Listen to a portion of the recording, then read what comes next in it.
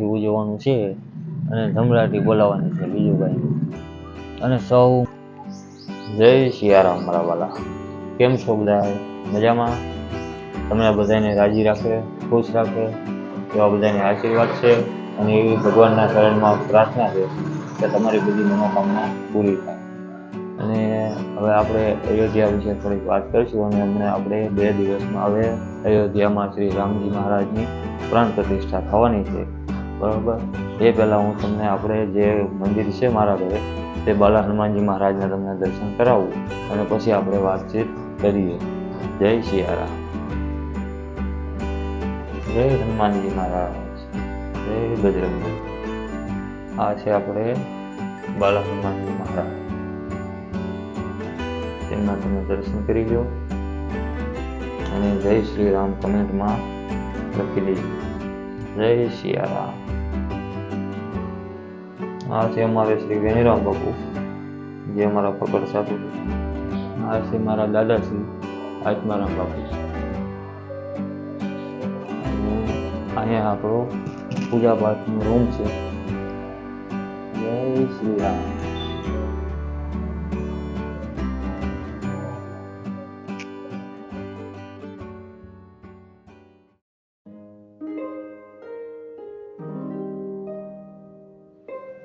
જય સિયારામ મારા વાલા. કેમ છો બધા? મજામાં? એટલે હવે આપણે આજ વાત એ કરવાની છે કે અયોધ્યામાં આપણે રામજી મહારાજની પ્રાણ પ્રતિષ્ઠા થઈ રહી છે અને શ્રી પ્રભુ રામ આવી રહ્યા છે. એટલે આપણે હવે જે કાંઈ ઉત્સવ મનાવવાનો છે તે ગામડે ગામડે બધીએ મનાવવાનો છે, બરાબર. અને દેશે દેશમાં બધીએ ખબર પડી જાય છે કે શ્રી રામ પધાર્યા છે, બરાબર. અને આ તો આપણા જૂના પેઢીઓના દાદા દાદીઓ, એના દાદા બધા તીર્થની વાટ જોઈ રહ્યા છે કે શ્રી રામજીનું આપણે સ્થાપન થાય અને શ્રી રામજી મહારાજ અયોધ્યામાં પધારે, બરાબર. અત્યારે આમ કહો કે ભાઈ આપણે હજી અત્યાર સુધી વન જ એમને ભોગવ્યું છે કે અત્યાર સુધી વનમાં જ હતા. જગતગુરુ આપણે રામ ભદ્રાચાર્યજીએ જે કાંઈ કોર્ટમાં એની સાબુતી કરી છે એ જોઈને આપણે એમને ધન્યવાદ દેવો પડે અને એના આપણે આભારી છીએ કે એમણે સાબિત કરી દીધું કે શ્રી રામ જન્મભૂમિ અયોધ્યા છે અને રામજીનો જન્મ પણ ત્યાં થયો છે. અને રામ મંદિર બનાવવામાં પણ મોટામાં મોટો ફાળો હોય તો એ એમનો જ છે કે એમને અંધ હોવા છતાં, નેત્રહીન હોવા છતાં એમને આટલું જ્ઞાન છે, એમના બધા શ્લોક છે, જે કાંઈ છે, બરાબર, તે બધું તેમને હૈયે યાદ છે. અને તેમને સાબુતી સહિત, શ્લોક સહિત એમને સાબિત કર્યું છે કે શ્રી રામજીનો જન્મ અયોધ્યામાં થયો છે. એટલે આપણે એમના આભારી છીએ. અને આપણે નરેન્દ્ર મોદી શ્રી એમના પણ ઘણા આભારી છે કે એમના આવ્યા પછી આ બધું ઘણો વિકાસ થયો છે. અને આ રામ મંદિરનું જે કાંઈ સ્થાપન થયું છે અને શ્રી રામજી મહારાજ પધારવાના છે તેમાં પણ મોટો ફાળો એમનો છે. જો એ ના હોત તો કંઈ આ વસ્તુ બની શકે જ નહીં. એટલે આપણે શ્રી નરેન્દ્ર મોદીજીના આપણે આભારી છીએ. અને હવે આપણે આ ઉત્સાહ જે કાંઈ છે એ આપણે બનાવી રાખવાનો છે. અને 22 તારીખે આપણે બધાએ જે કોઈ જ્યાં હોય ત્યાં બધાને રામ ભજન કરવાનું છે 22 તારીખે. અને બીજી દિવાળી મનાવવાની છે. સાચામાં સાચી દિવાળી હવે અત્યારે આપણે 22 તારીખે છે એમ જ માનવાનું. એટલે આપણે 22 તારીખે ઘરે ઘરે બધી રંગોળી પૂરો, દીવા પ્રગટાવો, ફૂલોથી શણગારો, નાના મંદિરો શણગારો, ઉજવો. મોટા મંદિર હોય ત્યાં પણ ઉજવણું કરો, બરાબર. અને ઠાર બધા મંદિરે જો આ વસ્તુ થવાની જ છે, બરાબર. અને તોય છતાં કોઈ પણ આપણે આવા હનુમાનજીના આવા નાના મંદિર હોય, બરાબર, ત્યાં પણ તમે આયોજન કરજો અને ત્યાં પણ તમે ઉત્સાહ કરજો, રામધૂન બેહાડજો, હવન કરજો, બરાબર. જેટલું બની શકે એટલું કરજો, બરાબર. એટલે આપણે જગતમાં સનાતન ધર્મ જે ટકી રહ્યો છે અને સનાતન કે એટલે કે ભાઈ આપણે જાતિવાતી જોયા વગર બધું એક સમાન માનીને હાલવું એટલે સનાતન છે. એટલે આપણે શ્રી રામજી કોઈ પર્સનલી કોઈના છે નહીં, કે પોતાના કોઈના એકના નથી, એ સર્વવ્યાપક છે, બધાયના છે, કોઈ પણ હોય. એટલે બધાય સર્વને એક સમાન માની અને બધાને રામજીનું આનંદનું જે કાંઈ ઉત્સાહ છે તે ઉજવવાનો છે અને બધાને આ ખુશી મનાવવાની છે.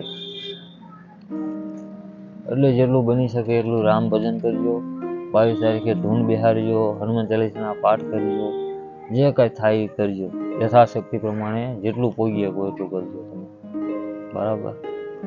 અને રામજી મંદિરે તો બધી હશે, બહુ લાંબુ ન કરી શકો તો ગામજનો હોય, જે લોકો હોય તે બધાએ રામજી મંદિરે દર્શન કરવા તો ખાસ કરીને જાજો. આખા વર્ષમાં આમ તો નથી જતા, પણ આવું એક દિવસ હોય તે બી તો આપણે જઈએ, બરાબર.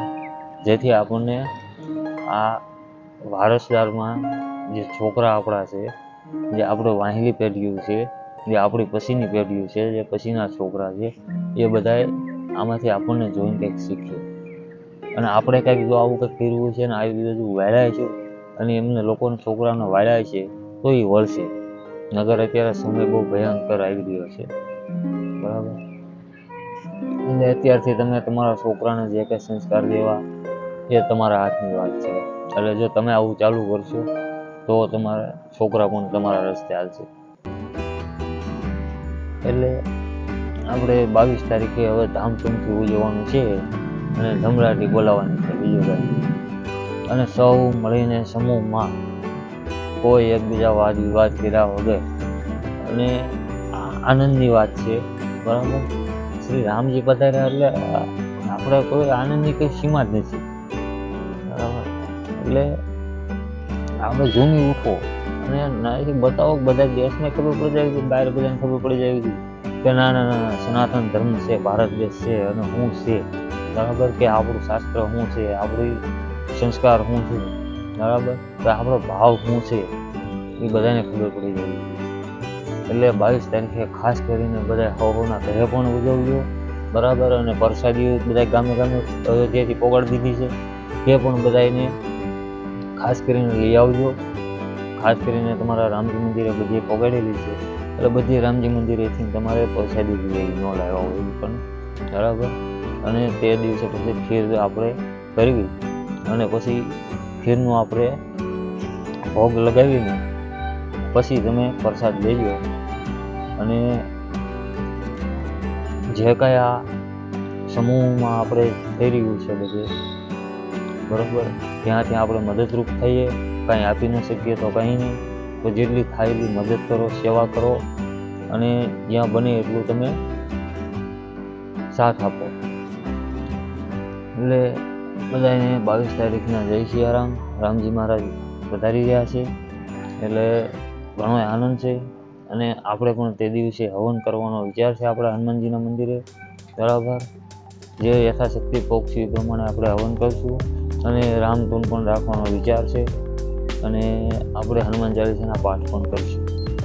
એટલે આવો વિચાર છે અને જેટલું બને એટલું તમે મારા વાળા જય સિયારામ. અને તમારા બધાની મનોકામના બધા શ્રી રામ પ્રભુજી પૂરી કરે એ ભગવાનના ચરણમાં પ્રાર્થના છે. અને હવે આપણે વિડીયો અહીંયા વિરામ કરીશું. અને જો તમે ચેનલ ઉપર નવા હોય તો સબસ્ક્રાઈબ કરી દેજો, બરાબર. અને જો વિડીયો તમને ગમ્યો હોય તો લાઈક કરી દેજો અને શેર કરજો અને કમેન્ટમાં જય શ્રી રામ તો ખાસ કરીને લખજો, બરાબર. જય સિયારામ. જય